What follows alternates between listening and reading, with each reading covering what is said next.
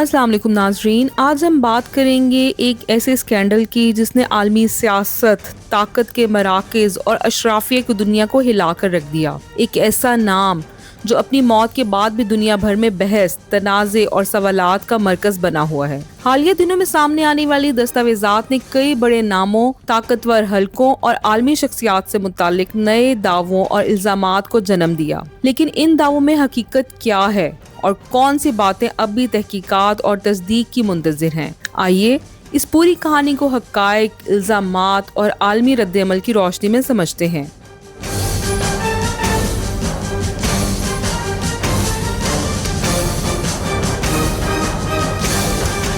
1953 में न्यूयॉर्क में पैदा होने वाली जेफरी एपिस्टन एक आम पसे मंजर से ताल्लुक रखता था। इब्तिदा में स्कूल टीचर रहा और फिर मालियाती दुनिया में कदम रखा और खुद को अमीर तरीन अफराद का माली मुशीर जाहिर किया। वक्त के साथ साथ इसने न सिर्फ दौलत कमाई बल्कि आलमी अशराफियत तक रसाई भी हासिल की। निजी तैयारे, पुरतैश याट और कैरिबियन में एक निजी जजीरा, ये सब इसकी ताकत और असर रसूख की अलामत बन गए। हालिया दस्तावेजात और अदालत में ज़ेरे बहस मवाद में कई आलमी शख्सियात के नाम बतौर राब्ता, मुलाकात या हवाला सामने आए। अहम बात यह है कि किसी शख्स का नाम दस्तावेजात में होना लाजमी तौर पर जुर्म साबित नहीं करता। कई अफराद ने इल्जामात की तरदीद की, जबकि मुतादिद केसेस अभी भी तहकीकात या कानूनी मराहिल में हैं। यही वजह है कि माहिरीन कहते हैं कि दावों और साबित शुदा हक़ाइक़ में फ़र्क करना ज़रूरी है। एपिस्टन पर कम उम्र लड़कियों के इस्तेहसाल और इंसानी स्मगलिंग के संगीन इल्जामात लगे। 2005 में पहली बार फ्लोरिडा में तहकीकात शुरू हुई। बाद अज़ां इसे सजा भी हुई, मगर मुख्तसर मुद्दत के बाद रिहा हो गया। 2019 में दोबारा गिरफ्तार किया गया, तहाँ मुकदमात मुकम्मल होने से पहले वो जेल में मुर्दा पाया गया।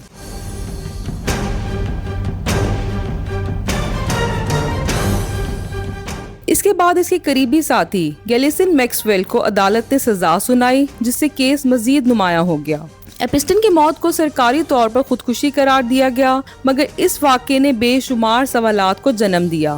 मुख्तलिफ हलकों में मुतज़ाद दावे और साजिशी नजरियात भी सामने आए। ताहम ये बात अहम है कि इनमें से कई दावे अब तक गैर साबित शुदा हैं और सरकारी तहकीकात के नताइज के बगैर इन्हें हतमी हकीकत नहीं कहा जा सकता। हालिया बरसों में जारी होने वाली दस्तावेजात में हजारों सफ़ात, तस्वीर और वीडियोस का जिक्र सामने आया है और इनमें मुतादिद नाम, मुलाकातें और राब्ते शामिल हैं। माहिरीन का कहना है कि इन फाइल्स की कानूनी हैसियत और सियाको सबाक को समझना जरूरी है, क्योंकि हर नाम का शामिल होना जुर्म की तस्दीक नहीं करता। सहाफती असूल यही कहते हैं कि सबूत और अदालत के फैसले के बगैर किसी को मुजरिम करार नहीं दिया जा सकता।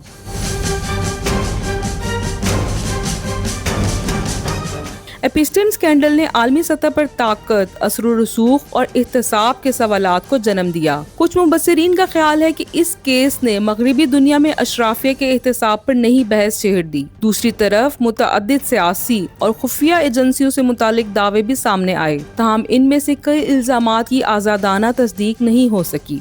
एपिस्टन की कहानी महज एक फर्द की नहीं बल्कि ताकत, दौलत और एहतसाब के निज़ाम की भी कहानी है। ये केस हमें याद दिलाता है कानून की बालादस्ती और शफाफ तहकीकात कितनी ज़रूरी हैं। अब भी कई सवालात जवाब तलब हैं और दुनिया भर में तहकीकात, कानूनी कार्रवाइयाँ और सहाफ़ती तहकीकात जारी हैं। अगर आपको ये तफसीली तज्ज़िया पसंद आए तो वीडियो को लाइक करें, चैनल को सब्सक्राइब करें और कमेंट में अपनी राय ज़रूर दें।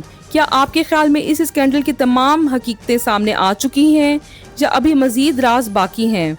अगली वीडियो में एक और अहम आलमी मौजू के साथ दोबारा हाजिर होंगे। शुक्रिया।